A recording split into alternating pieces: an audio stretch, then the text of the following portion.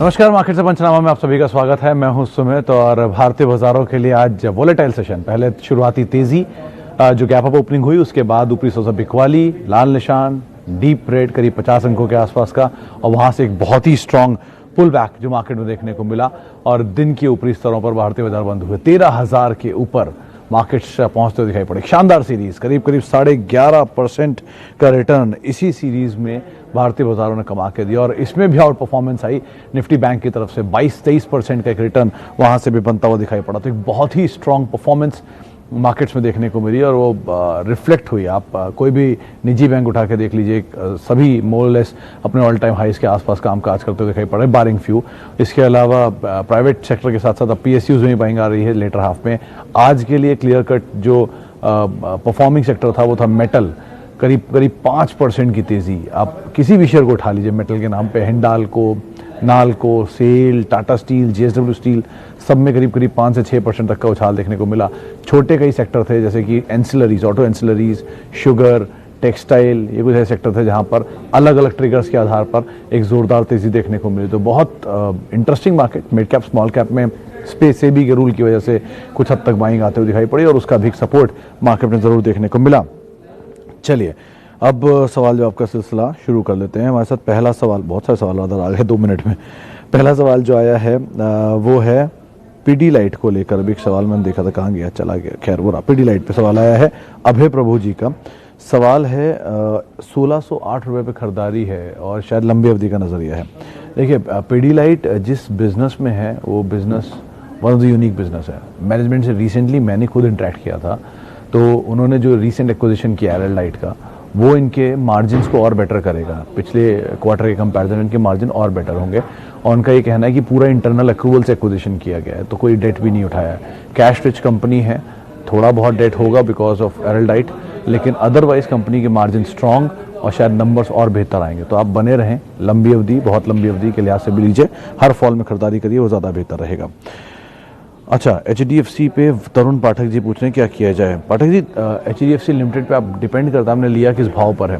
Monopolistic business है, करीब 9,000 करोड़ रुपए का प्रॉफिट एक क्वार्टर में निकालते हैं और जिस तरह का साइज़ है इस कंपनी का, जिस तरह का मार्केट शेयर ये ओन करते हैं, जिस तरह की इन्वेस्टमेंट वैल्यूज़ है इस कंपनी की, कोई दो राय नहीं है कि क्यों अपने आप में एक लीडर है, अपने आप में इतने टाइम से इंटैक्ट इस पोजीशन को मेंटेन कर रहा है। रफली 5 लाख करोड़ रुपए के आसपास की इसकी मार्केट कैप है और निफ्टी की 5th या 6th पोजीशन पे कंपनी आती है। तो वन ऑफ द बेस्ट आपने चुने हैं, आप बने रहें, कोई भी फॉल मिले ज़्यादा बेहतर रहेगा। अच्छा, टाटा स्टील, स्वप्निल ओसवाल जी का सवाल है 468 रुपये पे 30 शेयर है। स्वप्निल जी, जिस तरह की बाइंग हो रही है टाटा स्टील में और एक बहुत लंबे अंतराल के बाद, मुझे याद नहीं पड़ता कि इतनी तेज़ बाइंग कभी मैंने मेटल में और स्पेशली टाटा स्टील में देखी है। तो यूके ऑपरेशंस को ईज आउट करने की बातचीत हो रही है, डेट फ्री होने की बात कर रहे हैं ये लोग, पूरे ग्रुप में कंसोलिडेशन चल रहा है। आप टाटा केमिकल को देखिए, टाटा ग्लोबल को देखिए, टीसीएस को देखिए, आप टाटा स्टील को देखिए, टाटा मोटर्स को देखिए, सब में ही अब एक जोरदार बाइंग है। और रादर की जो बाकी 2 ऑपरेशंस हैं, टाटा स्टील लॉन्ग और बीएसएल, वहाँ पर भी नंबर्स ठीक हुए हैं। तो सिचुएशन बेटर है, एटलीस्ट आप कुछ टाइम तो इसको होल्ड कर सकते हैं, कोई दिक्कत नहीं है। माइंड ट्री का क्या होगा, हरीश चंद्र जी पूछ रहे हैं। हरीश जी, होगा क्या, या तो ये मर्ज होगी एल&टी टेक में, अगर मर्ज नहीं हुई तो सेपरेट एंटिटी के तौर पे काम करती रहेगी। सो फार तो मर्जर की कोई ऐसी खबर आई नहीं है, तो अभी तो आप वेट एंड वॉच ही रखिए। अगर आपने ले रखा है तो स्ट्रॉन्ग परफॉर्मेंस देखी गई है, रिकॉर्ड्स के आसपास था ये शेयर, तो आपको गेन भी होंगे ही। लोअर लेवल में मिले तो आप जरूर खरीदारी करिए। अच्छा मैनेजमेंट है, अच्छी क्वालिटी कंपनी बन चुकी है फेर बदल के बाद, तो एटलीस्ट आप बने रह सकते हैं, हैंगओवर दूर हो चुका है यहाँ से। अच्छा, एक सवाल है तनुज मित्तल जी का, सवाल है एचडीएफसी लाइफ को लेकर। एचडीएफसी लाइफ 690 के आसपास का इसने recently all time high hit किया है। आज ही इनफैक्ट सुबह मयूरेश ने कॉल दी थी कि एचडीएफसी लाइफ उनके हिसाब से दिवाली की पिक है। 800 रुपये के ब्रोकर्स के टारगेट थे, 770 के मयूरेश के टारगेट थे। आप बने रह सकते हैं, किसी फॉल में यहाँ पे खरीदारी करें, वो ज़्यादा एक अच्छा ऑप्शन आपके लिए रहेगा। पंकज जैन साहब पूछ रहे हैं कि please suggest on AstraZeneca, should we buy at current price for short term gains in 2-3 months. 2-3 महीने के लिए एस्ट्राजेनेका जैसे इलिक्विड स्टॉक को क्यों चुन रहे हैं? अगर आपको उठाना ही है तो आप ऐसा कोई स्टॉक चुनिए जहाँ पे लिक्विडिटी ज़्यादा हो, इजीली आप फेरबदल कर पाएँ, बेच पाएँ। 2-3 महीने के लिए आप स्पाइस जेट को देख सकते हैं, वहाँ पे शायद थोड़ा आपको मोमेंटम मिले। बहुत टाइम से ये शेयर इसी रेंज में ही कामकाज कर रहा है, लेकिन ध्यान रखिएगा क्रूड बहुत इंपॉर्टेंट फैक्टर है। अगर वो भागता चला जाएगा तो एविएशन की कॉस्ट और गिरती चली जाएगी। अदरवाइज कंपनी के नंबर ठीक हैं, आप कुछ टाइम के लिए अगर होल्ड करना चाहते हैं, लेना चाहते हैं तो वो आप ले सकते हैं। आगे इन्फोसिस 1000 शेयर हैं 1139 रुपये के दाम पे। भावेश जोशी साहब का सवाल है। भावेश जी, कोई दिक्कत नहीं है इन्फोसिस में, बट डिपेंड्स कि आप कितने टाइम के लिए इसमें और नज़रिया रखते हैं और कितने टाइम तक आप इसे होल्ड कर सकते हैं। अगर आप होल्ड कर सकते हैं तो अच्छी कंपनी है, ऑब्वियस ही बात है, कैश रिच कंपनी है, वन ऑफ द लार्जेस्ट है, टॉप 5 कंपनीज में आती है, इंडिया की सेकंड लार्जेस्ट आईटी कंपनी है, एक बड़ा इन्वेस्टर रिवॉर्ड इसने दिया है over a period of time. तो आप बने रहिए, कोई दिक्कत नहीं है इस कंपनी में, टाइम देंगे अच्छा प्रॉफिट भी आपको ज़रूर मिलेगा। यूपीएल बाय 419 रुपये पे, आज मैंने सुबह देखा जब तो 418 रुपये का दाम था, अभी पता नहीं क्या भाव है। लेकिन मेहुल साहब, दो चीज़ें हैं इसमें, एक तो एमएससीआई की कुछ सेलिंग आ रही थी, वो सेलिंग एब्जॉर्ब होने की बातचीत हो रही है कि शायद 1-2 दिन में एब्जॉर्ब हो जाएगी, तो बहुत ज़्यादा डाउन साइड नहीं है। टेक्निकली 380 या 85 रुपये का एक स्टॉप लॉस है जिसको आप ज़रूर ध्यान रखें और उसके हिसाब से अपनी पोजीशन में आप बने रहें। सेल ऑफ का ओवरहैंग जैसे ही खत्म होगा वापस पुल बैक शुरू हो जाएगा, तो कंपनी में प्रॉब्लम नहीं है, एमएससीआई सेल ऑफ की वजह से शेयर नीचे आ रहा है। अच्छा, भारती एयरटेल 2 से 3 साल के लिए गुड इन्वेस्टमेंट, हाँ ज़रूर। ये ध्यान रखें कि भारती एयरटेल में पिछले एक बड़े अंतराल में जो तेज़ी थी वो फिजल आउट हुई है। ब्रोकर्स मानते हैं 750 का टारगेट आएंगे और हायर लेवल से काफ़ी करेक्ट हुआ शेयर भी है, नीचे मिले ज़्यादा अच्छे रिवॉर्ड बनेंगे, लेकिन हाँ आप ले सकते हैं, बने रख सकते हैं, कोई दिक्कत नहीं स्टॉक में।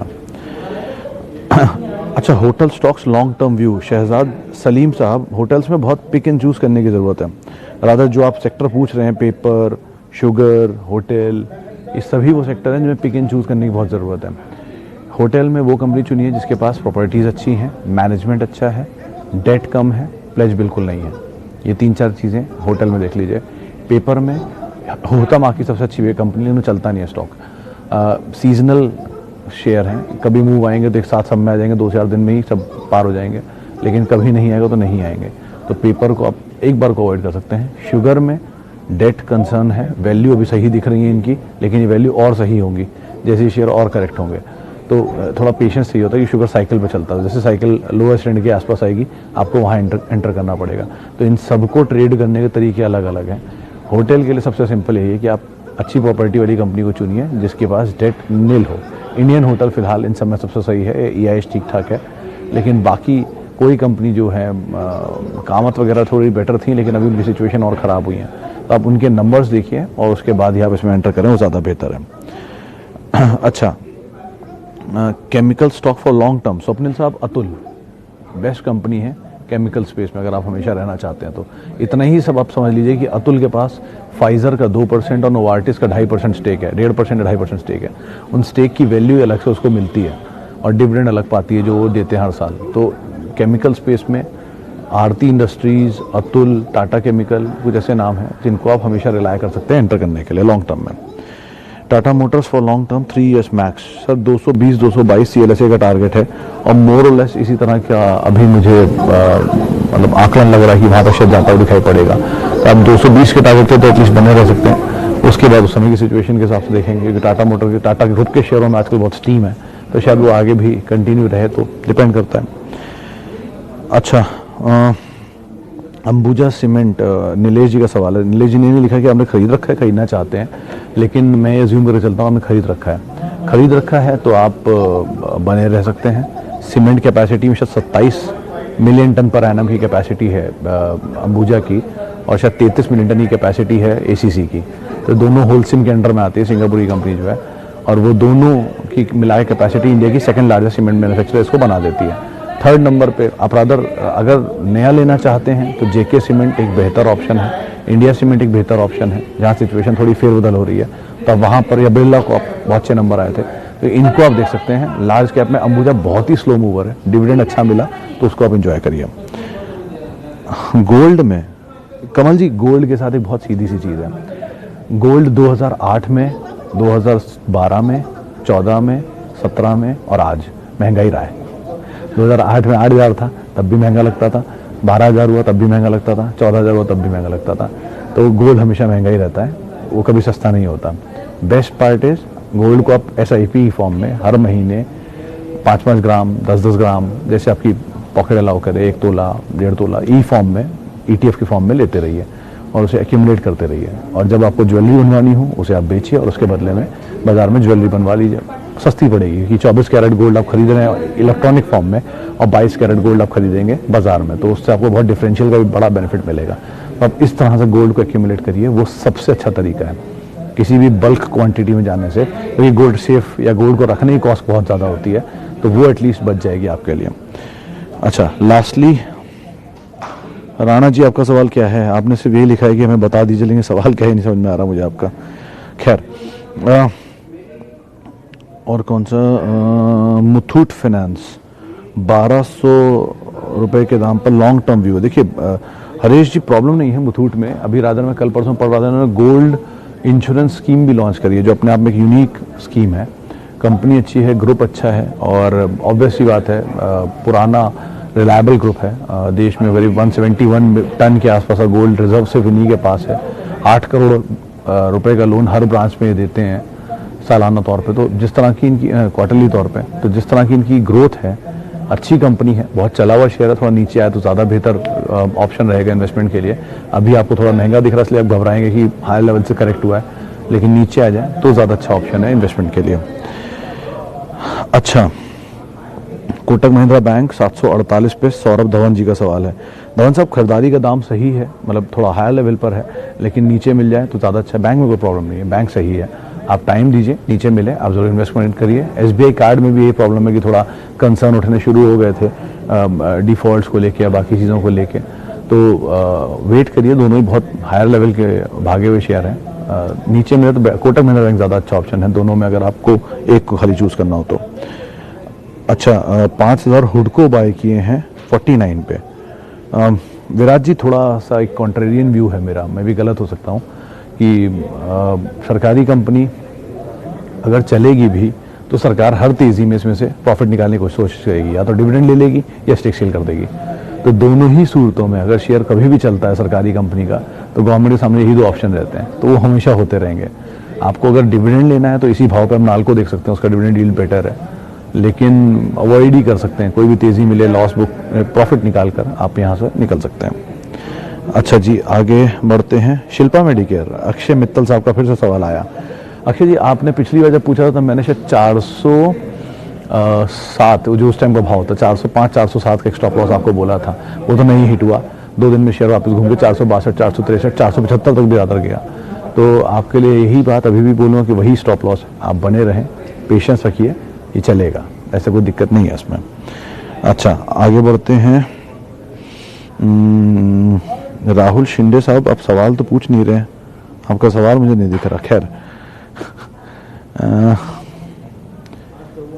यूनाइटेड स्पिरिट्स, राजेश शिवखंड साहब का सवाल है। 560 पे 100 शेयर है। राजेश जी, बहुत अच्छी कंपनी है और बहुत सही टाइम पर आपने खरीदारी की है इसमें, और बहुत ख़राब विकल्प नहीं है। दुनिया की नंबर 1 लिकर कंपनी की सब्सिडरी है यूनाइटेड स्पिरिट्स, आप टेंशन ना लें। बहुत भागा हुआ शेयर था 4200 जब ये स्प्लिट हुआ, वहाँ से फिर ये नीचे आया है। वैल्यूएशन थोड़े से महंगे आपको ज़रूर दिखाई पड़ेंगे कि इनके EPS अभी तक एडजस्ट नहीं हो पाई है अकॉर्डिंगली। थोड़ा सा सिचुएशन को सुधरने में समय लग सकता है, लेकिन कंपनी में बुराई नहीं है। एटलीस्ट आप बने रहें, नीचे मिले कभी भी 500 रुपये की रेंज में आप खरीदारी करें, 640 पे ऊपर निकल जाए, फिर वापस नीचे आए, ऐसे करके एक्यूमुलेट करें। लेकिन हर बार नीचे ज़्यादा खरीदें, ऊपर कम बेचें, तो आपके पास एक्यूमुलेट भी होते रहेंगे। आप ऐसे करके इसमें चल सकते हैं। अच्छा जी, आगे बढ़। यस बैंक, अच्छा राणा जी, आपका सवाल यस बैंक पर, इतनी देर से अब मैं समझने की कोशिश कर रहा था। खैर, यस बैंक के लिए राणा जी, आपने खरीदारी 14 रुपये में की है, आपको शायद डबल भी हो जाए शेयर, मैं इसमें कोई दो राय नहीं रखता। लेकिन एक ही केविएट है कि ये स्टॉक में जब तक नंबर ठीक नहीं होंगे तब तक कभी भी लॉन्ग टर्म मत रहिएगा। छोटी अवधि में जो जो प्रॉफिट मिलता जा रहा है आप लेते जाइए, निकलते जाइए। Vodafone, yes bank, IOB, ONGC, ये सब वो शेयर हैं जिनके बाजार में 2000 करोड़ से ज़्यादा शेयर हैं। तो इतनी बड़ी इक्विटी को संभालना अपने आप में बहुत मुश्किल है, तो इस लिहाज से भी यस बैंक का चलना थोड़ा मुश्किल दिखता है हमेशा। तो आप कोशिश करिए कोई भी तेज़ी मिले, आपको लॉस कम हो, प्रॉफिट हो रीजनेबल, या आपका डबल भी हो सिचुएशन, तो एटलीस्ट कुछ से पैसे से निकल जाइए, ज़्यादा अच्छा रहेगा। अच्छा, आखिरी में स्पाइस जेट 176 बाइंग, ये बाइंग प्राइस है, तो आप यहाँ और खरीदारी कर लीजिए शेख साहब। और अगर आपने ये क्वांटिटी खरीदी है तो आप नीचे और क्वांटिटी खरीद सकते हैं। नियर टर्म में आपको ये 90-95 की रेंज में जाता हुआ दिख जाएगा, आप वहाँ पर निकल जाएं, वो ज़्यादा अच्छा ऑप्शन रहेगा। चलिए एक आखिरी में सवाल और ले लेता हूँ। सवाल है SIP in 2 out of TCS, Reliance, Asian Paint, HUL। अच्छा, ये चारों नंबर 1, नंबर 2, नंबर 3 कंपनीज को तो आपने चुन ही लिया है।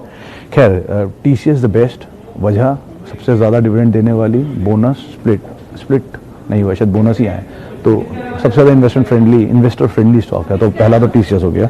दूसरा HUL क्योंकि सही दाम पर अवेलेबल है। एशियन और रिलायंस में प्रॉब्लम नहीं है, लेकिन और नीचे मिल जाए, मेरा सजेशन तो यही है कि आप 2,000 रुपये भी अगर करना चाहते हैं इन्वेस्ट, तो 500 के लॉट बना के इन चारों में इन्वेस्ट कर दीजिए। ग्रेड A हैं, खोने के लिए बहुत कुछ नहीं होता, इन तरह की कंपनियों में सुकून से सो पाएंगे। कभी भी शेयर आधे भी हो जाएंगे तो वापस अपनी जगह पर आ जाएंगे, लेकिन बाकी शेयरों में खोने के लिए बहुत कुछ होता है, सुकून कम होता है। तो बाजार में 20 सालों में सुकून कमाइए, पैसे अपने आप बन जाएंगे, आप उस हिसाब से सोच के चलिए। खैर अब इतनी सवालों को मैं शामिल कर पाऊंगा। आखिरी में बॉश पे एक सवाल आया है। विनोद जी, दुनिया में इकलौता ऐसा देश है जहाँ पे बॉश लिस्टेड है, वो है भारत। वर्ल्ड में जर्मन की जाइंट कंपनी है, फॉक्सवैगन सबसे बड़ा क्लाइंट है इनका, और पूरी दुनिया में सिर्फ लिस्टेड है तो इंडिया में। तो आप खुद ही समझिए कंपनी क्या है और किस दाम पे आपको अवेलेबल है। आज भी अगर आपका स्कूटर है तो माइको का प्लग जिसमें स्कूटर स्टार्ट होता है वो बॉश का ही लगता है। मोनोपोली है इनकी कई प्रोडक्ट्स में, तो कंपनी टू गुड है। आपको कभी भी फॉल में मिले तो आप ले एक्यूमुलेट करें, उस तरह का स्टॉक है। खैर इतनी सवालों को मैं शामिल कर पाऊंगा। माफ़ी उन लोगों से जिनसे मैं बातचीत नहीं कर पाया, और बहुत बहुत शुक्रिया उन सभी लोगों का जिनसे हमने बातचीत की, जिनके सवालों को शामिल किया। आप मेरे साथ जुड़ सकते हैं @Sumit Research, मेरा ट्विटर हैंडल है। नमस्कार।